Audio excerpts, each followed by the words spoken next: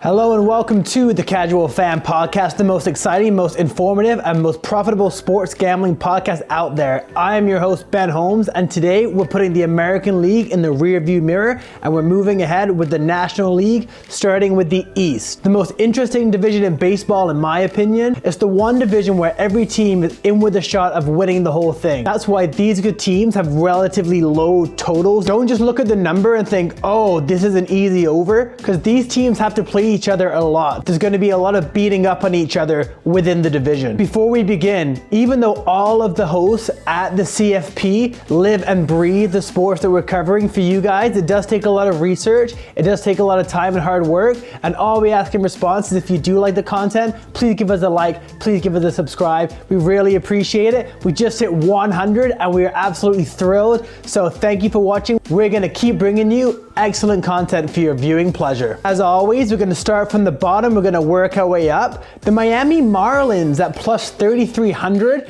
and their total over under is 70.5. That means they're predicted to win 13 games less this season than they were on pace for last season. They were one of two teams last season that finished above 500 in this division, and yet this season they are one of just two teams that are predicted to finish under that 500 mark. You or myself seemingly could have played for the Miami Marlins last year. They were just picking up Jimmys and Joes off the street as their team was really ravaged by COVID in a way that probably no other team was. But they just kept racking up W's. A team that wasn't even predicted to make the playoffs in the first place made it last year, with guys on the roster that they didn't even know existed before the season. In terms of transactions, a lot of their moves were just to shore up their bullpen, highlighted by Anthony Bass coming over from the Toronto Blue Jays. Apparently he's in line for the closer role, but his strikeout numbers don't strike me as closer material, but he has been effective in this league and he'll be a decent closer for them. They also brought in heavy hitter Adam Duvall on a one-year deal. I'm going to quickly breeze through the hitting so I can talk about what I think is the highlight of their organization at the moment,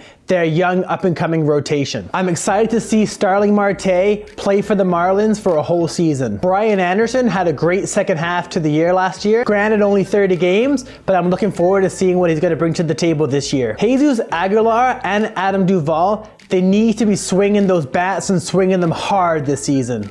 They've proven to be elite power bats when they're on, but when they're off, they don't bring much else to the table and can be really burdensome for the team, so they're going to need them to be the best versions of themselves that they can be. Okay, we've rushed through that veteran heavy lineup to get to what really matters here, the rotation. Sandy Alcantara, a 3 ERA last season. His strike rate was up to about 1 per inning, and he had a career best 1.19 whip. Pablo Lopez, full disclosure, I have an irrational love for Pablo Lopez. 6'4", 225 pounds. Last season, a 3.09 FIP, a 1.19 whip. He dominated righties and gets a lot of soft contact. He just always seems to struggle on the road, which is his Achilles heel. He just needs to get over that and then he'll be elite. He had back-to-back games last season at Tampa, at Atlanta, where he gave up a combined 13 runs. That completely fudged his numbers. If you take the other 9 games he started, he only gave up 11 earned runs. That's the Pablo Lopez I know, and that's the Pablo Lopez that I love. I genuinely think he can be an SP1 in this league, even as soon as this year. Elieser Hernandez, for someone who only really throws 2 pitches, he was amazing last year. He only throws the fastball and the slider, but he had a fantastic 3.16 ERA. Granted, it was only across 25 innings, 6 starts, but he had 11.92 K per 9 and an amazing 4.7 base on balls percentage, which led to an absolutely elite 1.01 whip. He needs to develop more pitches, no doubt, but it's a great start for Hernandez. And we can't talk about the Marlins rotation without talking about Sixto Sanchez, their #1 prospect. His numbers don't tell the full story because he fell apart the last 2 games of the year, but before he was dominant. 4 of his first 5 starts were quality starts, highlighted with him striking out 10 Rays and giving up 6 hits in 7 innings versus Tampa. He has a great changeup, and a bright future. And then they're gonna round out the rotation with Trevor Rogers, a tall lefty with great stuff. The only reason the under is so low here is because the other teams in the division seemingly got better, but it's actually kind of disrespectful to the Marlins, so I'm gonna take the over here for sure. The Philadelphia Phillies coming to the year with an over-under prediction at 80.5, and they're plus 900 to win the division. In terms of transactions, all you need to know is that they retained King DDD at shortstop and JT behind the plate. Then they picked up some good pen pieces like Archie Bradley. Their lineup, simply put, has the potential to be the best in the league. You heard me right, the best in the league, assuming that Alec Boehm is the real deal, which he looks to be. There's not really much weaknesses in this entire lineup. When I break down all these teams, there's always one or two pieces in the lineup which are gonna be easy outs for the other team. There's absolutely none when it comes to the Phillies. That's kind of what happens when you have the best hitting catcher in the game. Usually the catcher spot is the weak spot, not with the Phillies. That's where they excel. Two concerns being Hoskins' return from injury and Andrew McCutchen's age. And quickly before moving on, it's all well and good to say they have Bryce Harper. Don't forget how freaking talented Bryce Harper is, okay? Last year he walked 49 times, struck out 43. He led the league in free passes. The rise of Tatis and all players like that might take the headlines, but Bryce was Tatis before Tatis, and he's still performing and in his prime. In terms of pitching, Aaron Nola is getting a ton of Cy Young buzz at the value the odds came out at. He's gonna be great this year and will push for that Cy Young. You can watch what I think about that in my NL Cy Young video. He's one of the true aces in this league. He's in that second tier right behind DeGrom, Cole, and a few others. Zach Wheeler's coming back from a surgery to repair a fingernail. You heard that right, a fingernail surgery, but he's still gonna be a good SB2. And Zach Eflin had a career year as an SB3 last season, and they need him to keep that up, because if you're a contending team, you need 3 good starters. 2's all well and good, but you need 3. And they're gonna hope Eflin is that 3rd for them. So saying all that, 80.5 initially seems like way too low of a total, but when you think about the back end of that rotation with Vince Velasquez, Matt Moore, and Ivan Nova, that is not a recipe for success at all. And I think by the end of the season, they'll call on their prospect Spencer Howard to come up and give them some good quality innings. And one more thing to consider, as a team, if you can believe this, haven't been above 500 since 2011. And I know they haven't had all these guys and Joe Girardi in charge of this whole organization in that time, but they've had this core together for about 2 years now, and it's not been good so far. It's been very underwhelming. This team simply has to finish above 500. They're too talented not to, and they know at this point, Joe Girardi knows, the players know, that if they don't make the playoff this year, it's gonna be close to blow it up time. In the nation's capital, you will find the Washington Nationals at plus 650 to win the division with an over-under total of 84.5. That's 14 games more than the 70 they were projected to win last year if you project their final winnings over 60 games over 162. With the Nats, every year it's always the same, it's always the bullpen. Well, the transactions this offseason seem to address those needs. They brought in veteran arms, Brad Hand and Jeremy Jeffers. That's a massive check mark for me. Great job. Josh Bell and Kyle Schwarber are definitely upgrades for me over Michael A. Taylor, Eric Thames, and the aging Adam Eaton. Especially when talking about Josh Bell, he was great in 2019. He has the pedigree. He did improve every single year up until he stalled last year. But if you play for the Pittsburgh Pirates, you would have packed it in too. Do you really think he was given his all last season? I don't. I think he's just fine. In terms of the rotation, you can see in depth what I think about Max Scherzer and Steven Strasburg in that NL Cy Young video, but needless to say, they're absolute beasts. Patrick Corbin did have a down year. His fastball and sinker both got absolutely rocked, and when I say rocked, I mean to the tune of about a 400 average for opposing hitters, but his slider was still on point, and I'm gonna trust that he can fix whatever was ailing him last season. It's worth noting that Patrick Corbin led the league in BABIP with a 3.62 BABIP, and second was Scherzer. So on one hand, you would say that's bound to regress. On the other, that just shows how inadequate their defense is, and they haven't really addressed the defense. With the moves they brought in, Josh Bell, Kyle Schwarber, they're not defensive moves. They're purely for the offensive side of the equation. Even a low 300 BABIP, I would take at this point, and they will still have success because they are that good.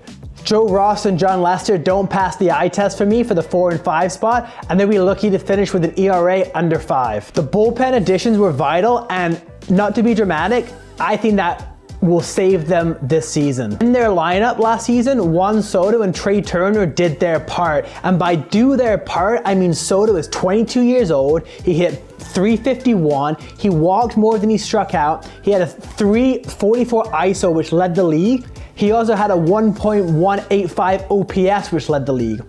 He can steal a bag when he wants. And like I said with Bryce, all the spotlight was on Tatis this season and the big contract he signed. Well, you know who's in line for that next massive contract? Juan Soto, and he 100% deserves it. Trey Turner was his elite self last year. He hit .408 in the 25 games he played in August, and he finished with a .982 OPS, which was 11th in the league. They need their other pieces to step up, pieces like Starlin Castro, Victor Robles, and the young prospect Carter Kieboom, whose light is fading by the game. Under most circumstances, this would be a team that I would predict to finish well above 500, but because of this division, it's going to be closer than it probably should be. I think it all comes down to having the reliable closer in Brad Hand that's coming in. They never got their dues as defending World Series champions due to the pandemic, and I say they use that to their advantage, they recapture their form, and they do go on a run at some point this year, and they will hit the over. The Mets are plus 140 to win the division, and there's a lot to unpack here. Their over-under is 90.5. That is 20 more games than the 70 they were on pace to win last season, but obviously there's been major upgrades. Their headline offseason acquisition was bringing in Francisco Lindor from the Cleveland baseball team, and they've got rid of Ahmed Rosario and some other pieces to make room. Wilson Ramos didn't give them what they needed behind the plate, so they brought in James McCann on a 4-year deal. He actually had a career year last year in the games that he played about half the season, and don't sleep on that pickup. That could be a really big piece for the Mets this season. They added Carlos Carrasco and Taijuan Walker to the rotation, and they brought in Trevor May to be there in case Edwin Diaz messes up in the closer role again. He blew 3 of his 9 save chances last year, and he did lose his job for a short period of time. Showed absolutely no control whatsoever. In terms of rotation, DeGrom is the level above stud. He is, for me, the best pitcher in baseball. Sorry Shane Bieber, sorry Garrett Cole. Carlos Carrasco I didn't see coming in the Lindor deal. He had a resurgence last year after his unfortunate leukemia diagnosis. His breaking stuff still plays really well. He hasn't lost any velocity, and even though he walked a few more guys than he's used to last season, I think he's going to be a great asset for this team. Marcus Stroman is back after missing a lot of time with a calf muscle injury and then opting out of last year. He's introducing a split-fingered changeup. He's one of the flashiest pitchers in the game, but he has a lot of bravado for a pitcher who's never even had a K/9 above 8. He induces a ton of ground balls, and that's actually another way Lindor can provide value by manning that shortstop area and picking up all Stroman's grounders. Taijuan Walker is going to be a good addition. Similar approach to Stroman in terms of the fact that he has a low strikeout rate, high ground ball rate, but obviously not to the extremes of Stroman. But don't think that David Peterson's going to really provide them anything this year. He had subpar minor league numbers, and his peripheral numbers stink. He was the 12th worst in the league with only a 7.8 differential between his strike rate and his walk rate. That's absolutely atrocious. His counting stats came out okay, but he's going to be the guy to make room for Noah Syndergaard when he returns later this year. Don't sleep on the fact that Syndergaard is going to be coming back, and you know when he's played, Thor has been incredible. Let's get into the New York Mets bats. Great mix of lefties, righties, and guys off the bench that can come in so they can play all different kinds of matchups here. Brandon Nimmo has elite plate discipline, a 404 OBP, which is 9th in the league. It's better than Trey Turner and Mike Trout. Jeff McNeil, aka the Flying Squirrel, he also makes great contact and simply doesn't strike out either. Francisco Lindor did have a down year last year, but he's an absolute baller. He will show out in the Big Apple. Michael Conforto had a .927 OPS, which is 20th in the league. That's the same as Mookie Betts. Conforto's a baller. Pete Alonso did regress last year, no denying that, but his play discipline was just as good as his amazing rookie year, and the power numbers were still great, just not up to his great rookie standards, but still phenomenal. Any team would take that. There's even guys that aren't household names like Dominic Smith, whose .993 OPS was tied 7th in the league with Mike Trout and Jose Ramirez, and ahead of Ronald Acuna and AL MVP Jose Abreu. Dominic Smith also finished 5th in slugging. But here's the thing, guys. In 2019, the White Sox made a lot of free agent moves. In 2018, the Phillies did it. In 2014, the Red Sox did it. They all had very active and engaging off seasons where they gave a lot of money to a lot of players, but they never lived up to the hype. And if the Mets do succeed this year, I will tip my cap, but I'm not gonna fall for it again. 90.5 wins is an inflated total. Injuries happen, and that's the 6th highest total in the league in a division full of great teams. Is Francisco Lindor a great player? Yes. Is he worth 20 wins? No. I'm gonna go under. And we'll finish up with the favorites, Atlanta Braves, plus 135 to win the division. The over-under is 91.5, which is 3 games less than they were projected to win last year. In terms of transactions, if it ain't broke, don't fix it. The only real transactions with Charlie Morton and Drew Smyly to come into the rotation and to man the spot while Mike Soroka is recovering from an injury. He'll come back a bit later after the season starts. This is slightly a hot take and slightly a bold prediction, but I think this rotation has the chance to be the worst in the division. I like Max Fried, but he'll be more like his 2019 self than his 2020 self in my opinion. Same with Mike Soroka when he comes back, because they keep outperforming their peripherals. The peripherals have to catch up at some point. Charlie Morton is 37 years old. Ian Anderson was great last season, but only has 32 major league innings under his belt. Drew Smyly was great last season in San Francisco, but he's moving from Oracle Park to a much more hitter-friendly SunTrust Park in Atlanta. I'm not actually predicting that they will have the worst rotation and the worst pitching numbers in the division, but there's potential. We don't need to overanalyze too much in terms of their offensive firepower. Freddie Freeman and Marcell Ozuna were 2 and 3 in OPS for the whole league last season, and flip those players around, they were also 2 and 3 in RBIs as well. The Braves were 2nd in the league with 348 runs scored, 1 behind the Dodgers. They also finished 2nd in run differential, tied with the Padres and also behind the Dodgers. Freddie Freeman rightfully won the MVP last year. He led the league in weighted runs above replacement and weighted runs created. Ronald Acuna Jr., he's right up there as one of the best in the game because of his combo of speed, power, and contact. He had a 406 OBP and a 331 ISO, which was 3rd in the league. He had 8 stolen bases in just 46 games last year. Speed, power, contact, all insanely elite.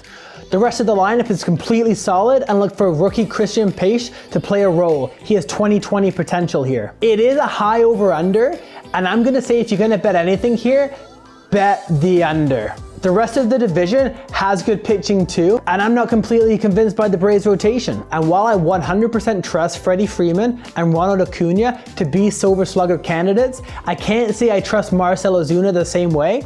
He had a breakout season last year. I need to see it again.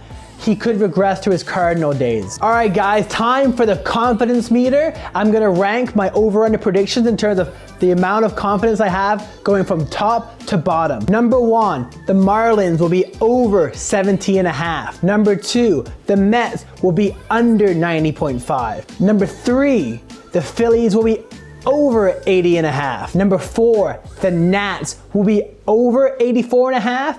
And number 5, the Braves under 91.5. If you're gonna bet it, that's the way I'd lean, but I probably would stay away from that. To be honest, guys, I think all these teams will dominate out of division. So I think you could honestly hit the over on all these teams, and I'm sure either 3, 4, or maybe even all 5 will hit. But I think you will be plus money if you bet overs across the board here. This is the best division in baseball, period. And just to let you guys know, I love the Phillies value to win the division at plus 900. I don't think that they're going to win the division. I don't think the end of their rotation is good enough, and they haven't got a proven track record, but plus 900, those are pretty good odds for a pretty good ball club. I have been Ben Holmes. This has been the baseball edition of the Casual Fan Podcast. Please give us a like. Please give us a subscribe if you haven't already.